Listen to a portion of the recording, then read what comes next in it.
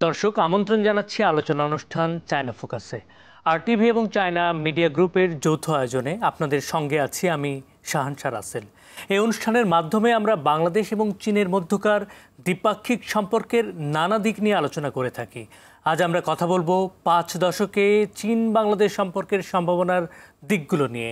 আর এই অনুষ্ঠানে আলোচনার জন্য উপস্থিত আছেন যারা, পরিচয় করে দিই তাদের সঙ্গে। আমার সঙ্গে আছেন বাংলাদেশ জাতীয়তাবাদী দল বিএনপির vice chairman doctor Asaduzzaman Ripon, এবং আছেন ঢাকা বিশ্ববিদ্যালয়ের পপুলেশন সায়েন্স বিভাগের অধ্যাপক ডক্টর মইনুল ইসলাম।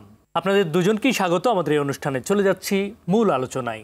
শুরুতেই ডক্টর রিপন, আমি আপনার কাছে আসতে চাই। সম্প্রতি চীনের কমিউনিস্ট পার্টির কেন্দ্রীয় কমিটির আন্তর্জাতিক বিভাগের আমন্ত্রণে 9টি দেশের রাজনৈতিক দলের প্রতিনিধিরা চীন সফর করেছেন। বাংলাদেশের বিএনপির 4 জন প্রতিনিধি সদস্যের মধ্যে আপনি ছিলেন দলনেতা। এই সফরের অভিজ্ঞতা সম্পর্কে আপনার কাছে জানতে চাই। চীনা কমিউনিস্ট পার্টির সাথে আমাদের একটা সম্পর্কের বলা যেতে পারে একটা নতুন অভিমুখ শুরু হলো আর কি। বিশেষ করে আমাদের পার্টির সাথে চীনা কমিউনিস্ট পার্টির একটা আনুষ্ঠানিক পুনঃসম্পর্ক স্থাপনের মতো অনেকটা বলা যেতে পারে। নতুন প্রেক্ষিতে বাংলাদেশে জনগণের আকাঙ্ক্ষার একটি সরকার ক্ষমতায় আছে, এবং এই বছরের 5ই আগস্ট একটা ফ্যাসিবাদী সরকারের পতন ঘটেছে। একটা নতুন বাস্তবতা, একটা নতুন প্রেক্ষিত। সুতরাং এই প্রেক্ষিতে বাংলাদেশ জাতীয়তাবাদী দলের তরফে চীনা কমিউনিস্ট পার্টির আমন্ত্রণের সফরটি ছিল অত্যন্ত গুরুত্বপূর্ণ আমি মনে করি। এবং এই সফরের সাথে দক্ষিণ পূর্ব এশিয়া এবং দক্ষিণ এশীয়র 9টি দেশ সংযুক্ত ছিল। এর মধ্যে কিছু থিঙ্ক ট্যাঙ্ক ছিল। ওদের প্রোগ্রামের টাইটেলটা ছিল পলিটিক্যাল পার্টিস প্লাস। এই শিরোনামে মোটামুটি আমাদের প্রোগ্রামটা ছিল। আমি শুধুমাত্র বাংলাদেশ দলের ডেলিগেশন চিফ ছিলাম না। চীনা কমিউনিস্ট পার্টি তারা আমাকে পুরো দক্ষিণ এশীয় এবং দক্ষিণ পূর্ব এশীয় দেশসমূহের প্রতিনিধি দলেরও নেতা তারা আমাকে নির্বাচিত করেছিল। এর ফলে বাংলাদেশ হিসেবে আমার দেশ সম্মানিত হচ্ছে প্রথম, যেহেতু বাংলাদেশ এন্টার ডেলিগেশনটার নেতৃত্ব দিয়েছে। আমার দেশ বাংলাদেশ সম্মানিত হয়েছে, চীন বাংলাদেশকে সম্মানিত করেছে। এর পরবর্তীতে নিঃসন্দেহে আমাদের দলকে সম্মানিত করেছে, বিকজ আমি আমার দলকে প্রতিনিধিত্ব করি। আমার দল এই পুরো প্রোগ্রামটা করেছে, নেতৃত্ব দিয়েছে। এবং সর্বোপরি আমি ব্যক্তি হিসেবে আমি নিজেও সম্মানিত হয়েছি। এই জন্য চীনা কমিউনিস্ট পার্টির প্রতি আমার শুভেচ্ছা, কৃতজ্ঞতা নিঃসন্দেহে আছে, তাদের প্রতি ভালোবাসা থাকছে। অনেক ধন্যবাদ আসাদুজ্জামান রিপন সাহেব। আমি জনাব মইনুল ইসলাম আপনার কাছে আসতে চাই। একজন শিক্ষক এবং আপনি চীনের পিকিং বিশ্ববিদ্যালয় থেকে পিএইচডি ডিগ্রি অর্জন করেছেন আজ থেকে প্রায় 20 বছর আগে। যেটা আপনি জানতে চাই, আপনি বাংলাদেশে এরকম একটা উচ্চতর বিদ্যাপীঠের একজন শিক্ষক এবং চীনের এরকম একটা স্বনামধন্য বিশ্ববিদ্যালয় থেকে আপনি ডিগ্রি অর্জন করেছেন। এই বিশ্ববিদ্যালয়টির র্যাঙ্কিং সম্পর্কে বলি, কিউএস র্যাঙ্কিংয়ে এশিয়ার মধ্যে এখন সর্বপ্রথম অবস্থানে রয়েছে বিশ্ববিদ্যালয়টি, এবং বিশ্বের মধ্যে 14তম অবস্থানে। আপনি দুদেশের শিক্ষা ব্যবস্থা সম্পর্কে সম্যক একটা ধারণা অর্জন করেছেন। এই বিষয়ে আপনার বিশ্লেষণ জানতে চাই। আপনি যথার্থই বলেছেন যে আমি আসলে 2004 সালে প্রথমে চীনে যাই, এবং 2009 সালে আমি আসলে পিএইচডি ডিগ্রি জনবিজ্ঞানে ডেমোগ্রাফিতে আমি পিএইচডি ডিগ্রি অর্জন করি। তো মূল বিষয়টা হচ্ছে যেটি বলছিলাম যে চীন কিন্তু একটা দীর্ঘমেয়াদী কৌশলে কিন্তু শিক্ষা ব্যবস্থার আমূল সংস্কার করেছে, এবং সে প্রেক্ষাপটে যদি লক্ষ্য করি তারা শিক্ষাতে বিনিয়োগ করেছে প্রচুর। এবং এই যে আপনি র্যাঙ্কিংয়ের কথা বললেন, তখনও কিন্তু পিকিং ইউনিভার্সিটির আন্তর্জাতিক র্যাঙ্কিংয়ে ওই পর্যায়ে ছিল না। এখন যেহেতু এশিয়াতে প্রথম হয়ে গেছে, এখন যদি চীনের বিশ্ববিদ্যালয়গুলোর যদি 100টি বিশ্ববিদ্যালয়কে খোঁজেন তাহলে দেখবে পাবেন যে অনেক উচ্চ অবস্থানে কিন্তু তারা বিরাজ করছে। পিকিং, সিনহুয়া ইউনিভার্সিটি, তার সাথে আপনি যদি বলেন ন্যানচিং, ফুদান ইউনিভার্সিটি, এই ইউনিভার্সিটিগুলো কিন্তু প্রতিনিয়ত কিন্তু খুব ভালো করছে। এবং ওয়ার্ল্ড র্যাঙ্কিংয়ে তারা কিউএস র্যাঙ্কিং, একই সাথে টাইমস র্যাঙ্কিং, যেগুলো বলেন যত র্যাঙ্কিংগুলোই আছে সবগুলো র্যাঙ্কিংয়ে কিন্তু তারা কিন্তু সামনের দিকে এগিয়ে যাচ্ছে। এখন আপনি যখন আমাকে বাংলাদেশের সাথে তুলনা করতে বললেন, আমরা শিক্ষাক্ষেত্রে কী পরিমাণ বিনিয়োগ করেছি সেটি হচ্ছে দেখার বিষয়, এবং শিক্ষাতে আসলে আমূল সংস্কার করেছে কিনা। এবং দেখেন র্যাঙ্কিংগুলো যখন করা হয় তখন কতগুলো মানদণ্ডের ভিত্তিতে, কতগুলো সূচক আছে তার ভিত্তিতে কিন্তু করা হয়। তো এখন যদি মনে করেন যে তাদের পিকিং ইউনিভার্সিটিতে আমি দেখতে পেয়েছি যে বিদেশি শিক্ষার্থীর সংখ্যা তাদের প্রচুর পরিমাণে। আমি একটা ক্যাম্পাসে ছিলাম, Beijing language and culture university, যেখানে আমি চীনা ভাষা শিখেছিলাম। সেখানে দেখা যাচ্ছে পৃথিবীর 137টি দেশের শিক্ষার্থীরা পড়তে আসছে, এবং এটাকে আমি তো বলবি একটা মিনি ইউনাইটেড নেশনস যদিওভাবে চিন্তা। এবং পিকিং ইউনিভার্সিটিতেও আমি যখন পরিপ্রক্ষণ প্রায় 79টা দেশের প্রতিনিধি সেখানে পড়তো। একইভাবে যদি খেয়াল করেন, তার বিদেশি শিক্ষার্থীদেরকে তারা কিন্তু প্রমোট করেছে আসার জন্য। দ্বিতীয়ত হচ্ছে আন্তর্জাতিক যে শিক্ষক, সেটিও কিন্তু তারা রিক্রুট করেছে ওখানে। এবং পাশাপাশি দেখা গেছে গবেষণাতে প্রচুর পরিমাণে বিনিয়োগ করেছে এবং এই যে স্টুডেন্ট এনরোলমেন্টের জায়গাগুলো প্রতিনিয়ত তারা কিন্তু পরিশীলিত করেছে। এবং তার পরবর্তীতে দেখা গিয়েছে যে লেবার মার্কেট, শ্রম বাজারের সাথে আসলে সাবজেক্টের যে ডিমান্ড চাহিদা রয়েছে, যেমন ধরেন একটা কুয়াংহুয়া বলে চাইনিজ একটা ভাষা আছে যেটা গ্র্যাজুয়েট স্কুল অফ ম্যানেজমেন্টের জায়গা, এবং কোন জায়গাগুলোতে যেমন সিনহুয়া ইউনিভার্সিটি দেখা যাচ্ছে বেশিরভাগ টেকনোলজিক্যাল জায়গা থেকে সায়েন্স রিলেটেড সাবজেক্টগুলো, Peking University social science, humanities এবং ইনক্লুডিং সায়েন্স সহ ওগুলোতে খুব গুরুত্ব দিয়েছে। তো মোটা দাগে আমি যেটা বলবো যে শিক্ষাতে তারা কিন্তু দীর্ঘমেয়াদী সংস্কার করেছে, বিনিয়োগ করেছে এবং ন্যাশনাল ল্যাব রিসার্চ সেন্টারগুলো কিন্তু ওখানে করেছে, ফান্ডিং করেছে এবং গবেষণার ভিত্তিতে কিন্তু তারা এগিয়েছে। এখন শিক্ষকরা যখন গবেষণা করবে সাইটেশন হবে প্রচুর পরিমাণে, বিদেশি জার্নালে প্রকাশিত হয়। আগে চীনারা দেখা যেত তাদের নিজেদের ভাষায় লেখাগুলো ছাপাতো, এখন দেখা গেছে এই লেখাগুলো কিন্তু বিদেশের বিভিন্ন জার্নালে প্রকাশিত হচ্ছে, অনুবাদ হচ্ছে বিভিন্ন জায়গায় এবং সাইটেশন হচ্ছে, যার জন্য দেখা যাচ্ছে যে এখন যে চীনে কিন্তু প্রচুর পরিমাণে তাদের র্যাঙ্কিংটা কিন্তু অনেক ইমপ্রুভ ঘটে যাচ্ছে। তো মোটা দাগে আমি যেটি বলতে চাই এখন হচ্ছে একটা বৈশ্বিক এক ধরনের, আমি বলবো যে এক ধরনের ট্রানজিশন চলছে। আপনি জানেন চীন এখনও একটা উদীয়মান বলা যাবে না, এখন বিশ্বের অন্যতম অর্থনৈতিক পরাশক্তি যদি বলেন। তো সেই প্রেক্ষাপটে ধরেন তাদের বিনিয়োগ করার সক্ষমতা এসেছে, তারা মনে করেছে শিক্ষা, স্বাস্থ্য এই জায়গাগুলো হচ্ছে মানব পুঁজি তৈরি করার সবচেয়ে গুরুত্বপূর্ণ জায়গা। তো সেক্ষেত্রে শিক্ষাই হচ্ছে বিনিয়োগটা তারা করেছে এবং আমরা কিন্তু সেক্ষেত্রে শিক্ষাতে সে পরিমাণে আমরা বিনিয়োগ করতে পারিনি। প্রতিনিয়ত নতুন নতুন উদ্ভাবনার দিকে যে এগিয়ে যাচ্ছে, তো এটার জন্য দরকার হচ্ছে রিসার্চ, গবেষণাতে বিনিয়োগ করা। যদি আপনি টার্সিয়ারি লেভেলে, আপনি যেহেতু ইউনিভার্সিটির কথা বলছেন, আমি কিন্তু মাধ্যমিক বা নিম্ন মাধ্যমিক বা আরও নিচের লেভেলের যাচ্ছি না, আমি যদি মনে করি যে উচ্চশিক্ষার ক্ষেত্রে অবশ্যই আপনাকে কিন্তু বিনিয়োগ করতে হবে। কারিকুলামের জায়গা কোলাবোরেশনের একটা ব্যাপার আছে। পিকিং ইউনিভার্সিটি আন্তর্জাতিকভাবে অনেক কোলাবোরেশন করেছে, আমরা কিন্তু সে পরিমাণে কোলাবোরেশন করলেও যেগুলো করেছি এগুলোর বাস্তবায়নই করতে পারিনি। জি, একটা ব্যাপার আছে। এক্স্যাক্টলি, আপনি অত্যন্ত গুরুত্বপূর্ণ বিষয় নিয়ে কথা বলছিলেন, আমি আবার আসবো আপনার কাছে। আমরা আরও আলোচনা করব। এই মুহূর্তে আমাদেরকে একটি বিজ্ঞাপন বিরতিতে যেতে হবে। দেখছেন RTV এবং চায়না মিডিয়া গ্রুপের যৌথ আয়োজনে চায়না ফোকাস। এই পর্যায়ে নিচ্ছে একটি বিরতি, সঙ্গেই থাকুন। দর্শক, আবারও আমন্ত্রণ চায়না ফোকাস অনুষ্ঠানে। কথা বলছিলাম 5 দশকে চীন বাংলাদেশ সম্পর্কের নানা সম্ভাবনা নিয়ে। ফিরে যাচ্ছি আবারও আলোচনায়। জনাব রিপন, আপনার কাছে একটা প্রশ্ন। আপনি চীনের শিল্প, বিনিয়োগ, অবকাঠামো, অর্থনীতির উন্নয়নগুলো দেখেছেন। আপনি কি মনে করেন চীন কিভাবে বাংলাদেশের এই উন্নয়নগুলোতে একসঙ্গে কাজ করতে পারে? আমি প্র্যাকটিক্যালি অনেকগুলো তাদের শিল্প, কলকারখানা, তাদের অন্যান্য ইন্ডাস্ট্রি, তাদের ট্যুরিজম ইন্ডাস্ট্রি, তাদের হসপিটালিটি ইন্ডাস্ট্রি, তাদের পভার্টি এলিভিয়েশনের ক্ষেত্রে তাদের কিছু উদ্যোগ, ইভেন তাদের কমিউনিটি হাউজিং, অনেক কিছু দেখার আমার সুযোগ ঘটেছে। আমি যেটা বলতে চাই, এটা এক কথা একটা অভিভূত হওয়ার মতো একটা জায়গায় তারা পৌঁছেছে। তাদেরকে এখন বিশ্বের অন্যতম প্রধান অর্থনৈতিক শক্তি বললেও বোধহয় কম বলা হবে। আমার কাছে কখনো কখনো মনে হয় তাদের কাছে এত পরিমাণ সম্পদ এবং লিকুইডিটি রয়েছে, তাদের স্টিল বিশাল জায়গা তাদের এখন পর্যন্ত আনইউটিলাইজড। মানে জনসংখ্যার তুলনায় তাদের এখন অলমোস্ট 2/3 জায়গা কিন্তু স্টিল তারা এখন পর্যন্ত এক্সপ্লোরই করেনি, মানে কাজই করেনি। সেখানে তাদের অনেক সম্ভাবনা, কাজ করার সম্ভাবনা আছে। আর যা করেছে তা যদি সাইনবোর্ডগুলো যদি আপনি চীনা ভাষায় না দেখতেন, একজন মানুষকে যদি আপনি মানে চীনা এয়ারপোর্টে যদি নামাতেন, মানে টাচ অফ আর্টিজান কোয়ালিটি তাদের বিমানবন্দরগুলো, ইভেন ডোমেস্টিক এয়ারপোর্টসগুলো। তারপরে আপনি এয়ারপোর্ট থেকে আপনি বেরিয়ে যাবেন, রাস্তায় বেরোবেন, চমৎকার, সো সিল্কি রোড। মানে একটা দেশের তো এয়ারপোর্টে নামার পরে প্রথম একটা ইমপ্রেশন আসে একটা দেশ সম্পর্কে, তারপর ঢুকবেন, তত ইমপ্রেশন পজিটিভ হবে অথবা নেগেটিভ হবে। যদি আপনি চীনা সাইনবোর্ডগুলো না দেখতেন, যদি সাইনবোর্ডগুলোতে যদি সব ইংরেজি ভাষায় দেখতেন, তাহলে আপনার জন্য বোঝা খুব দুষ্কর হতো যে আপনি আমেরিকার কোন শহরে আছেন অথবা ইউরোপের কোন শহরে আছেন। To tell you very frankly, আমি ইউরোপের বহু দেশে গিয়েছি এবং আপনার উত্তর আমেরিকার দেশগুলোতে গিয়েছি। আমি তাদের যে ডেভেলপমেন্ট, ইনফ্রাস্ট্রাকচারাল ডেভেলপমেন্ট, তাদের মানে আপনার 5 তারকা 7 তারকা মানের হোটেল, তাদের শিক্ষা প্রতিষ্ঠান, হোয়াট নট, আমি কোনটা বলবো, ইভেন আপনার যদি সেখানে দারিদ্র্যের অবস্থাটা কোথায়, প্রান্তিক লেভেলের মানুষের কি অবস্থা। ওয়েল, আমি এখন অনেক মানে চীনা নাগরিকদের সাথে দেখেছি, ব্যবসায়ীদেরকে দেখেছি, কথা বলেছি, তারা ওয়েল সুটেড, ওয়েল বুটেড। আই মারছে তাদের জুতো থেকে শুরু করে আমি তাদের পোশাক আশাকের দিকে যখন তাকাবো, এর মধ্যে ক্যাজুয়ালি অনেকে আমার সাথে মিট করেছে।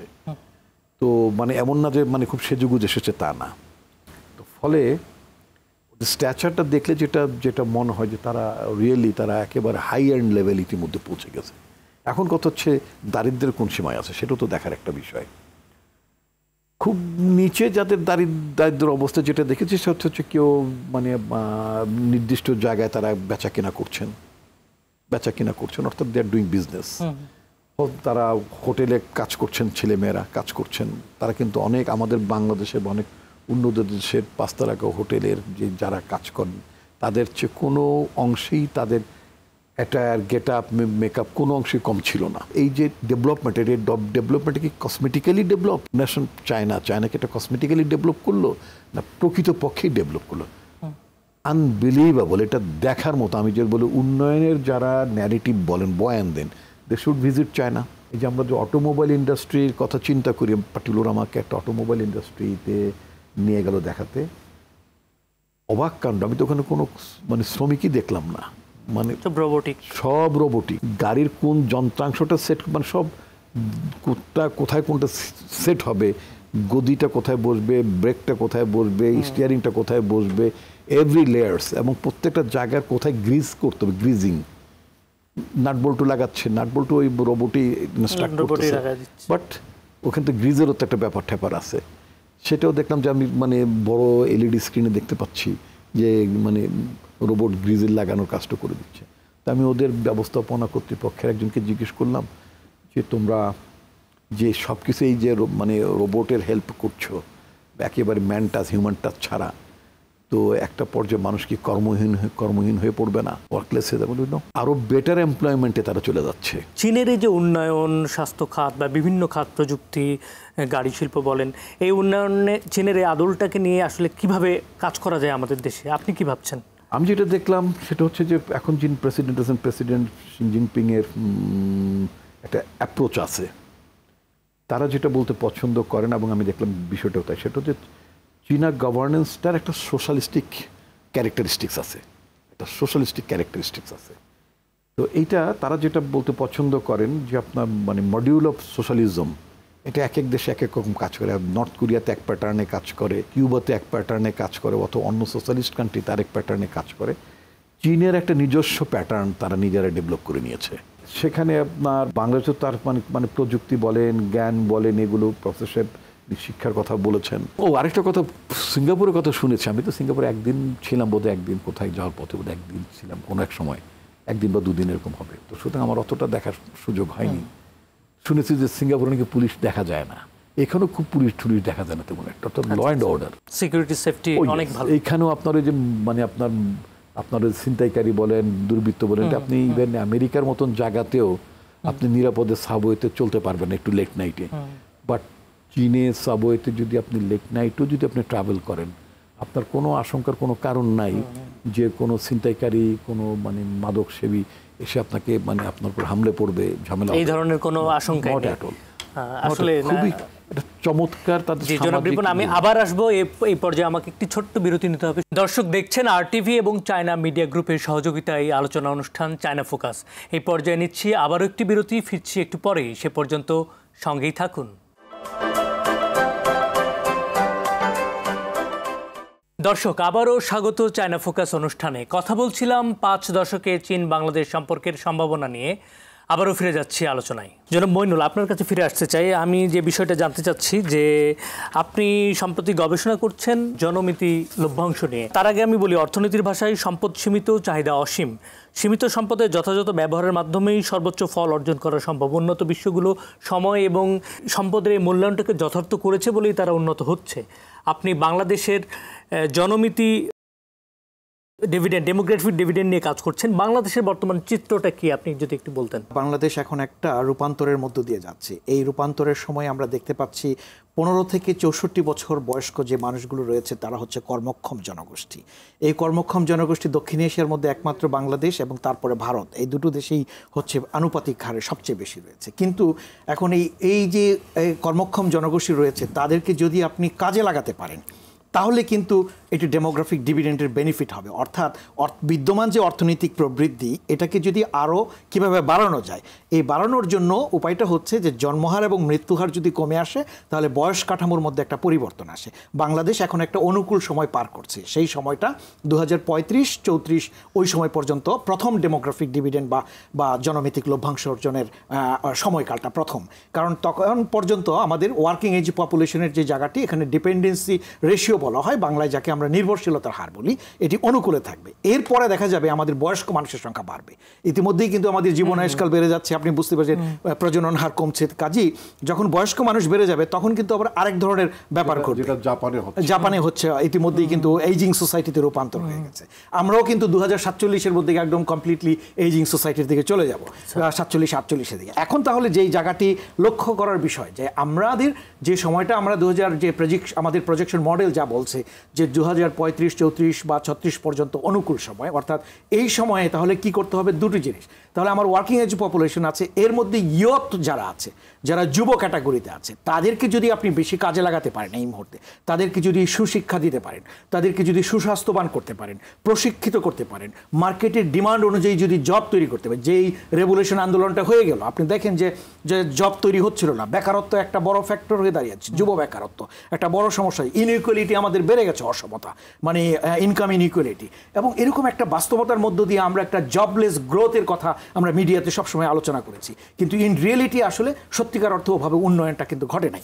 এখন এই জায়গায় আমাদের যেই জায়গাটি রয়েছে, আমরা একটা অনুকূল সময় যে পার করছি, অর্থাৎ এই ওয়ার্কিং এজ পপুলেশনকে ব্যবহার করে যদি আপনি অর্থনীতিকে আরও চাকাকে আরও ত্বরান্বিত করতে পারেন, তো সেটি করতে গিয়ে দেখা যাচ্ছে যে আমাদের কতগুলো প্রতিষ্ঠান আছে, কতগুলো চলক আছে যে এটা খেয়াল করতে হবে। কোথায় বিনিয়োগ করতে হবে? বিনিয়োগ করতে হবে শিক্ষা, কারণ ওই কোয়ালিটি এডুকেশন যদি দিই, আমার ওয়ার্কফোর্স আছে বা ইয়ত আছে, কিন্তু আমি তাকে গুণগত শিক্ষা যদি না দিতে পারি, তাহলে কিন্তু সে কোয়ালিটি এডুকেশন পাবে না, মার্কেটের ডিমান্ড বেস এডুকেশন পাবে না, সে ডেমোগ্রাফিক ডিভিডেন্ডের বেনিফিট নিতে পারবে না। দ্বিতীয়ত হচ্ছে যে জায়গায় তার যদি সুস্বাস্থ্য যদি খারাপ থাকে, সে যদি প্রোডাক্টিভ লেবার ফোর্স আছে কিন্তু তারা প্রোডাক্টিভ না, তো সর্বভাবে আমি যেটা বলবো যে প্রতিষ্ঠানও যদি কাজ না করে, গভর্নেন্স সুশাসন যদি কাজ না করে, এফডিআই ফরেন ডিরেক্ট ইনভেস্টমেন্ট যদি না হয়, তাহলে এমপ্লয়মেন্ট হবে না। তো মোটা দাগে যেটি হবে কি, এই ডেমোগ্রাফিক ডিভিডেন্ডের বেনিফিটটা আমরা বঞ্চিত হবো। যেমন চায়না যে কাজটি করেছে, আমি অতি সংক্ষেপে বলে দিই, চায়না যেটি করতে পেরেছে, তারা কোয়ালিটি হিউম্যান রিসোর্স বেস তৈরি করেছে। দ্বিতীয়ত কাজটি করেছে, তারা সেভিংস এবং ইনভেস্টমেন্টের জায়গাতে গুরুত্ব দিয়েছে। তৃতীয়ত হচ্ছে যারা হচ্ছে সফল এমপ্লয়মেন্ট মানে চাকরির সংস্থান করতে পেরেছে। এই জায়গাগুলো কিন্তু পূর্ব এশিয়ার দেশগুলো গুরুত্ব দিয়েছে, চীন সহ অন্যান্য দেশগুলো, এবং তারা কিন্তু প্রথম জনমিতিক লভ্যাংশ অর্জনের বেনিফিটটা বেশি নিতে পেরেছে। এটা কিন্তু অনুকূলে থাকবে না, ভবিষ্যতে কিন্তু এরাও কিন্তু বয়স্ক অবস্থায় চলে যাবে, তখন তারা কি করবে? কাজে ওইটাও একটা চিন্তার বিষয়, কিন্তু তখন সেকেন্ড ডেমোগ্রাফিক ডিভিডেন্ডের বিষয় আসবে যখন বয়স্ক নির্ভরশীলতার হার বেড়ে যাবে।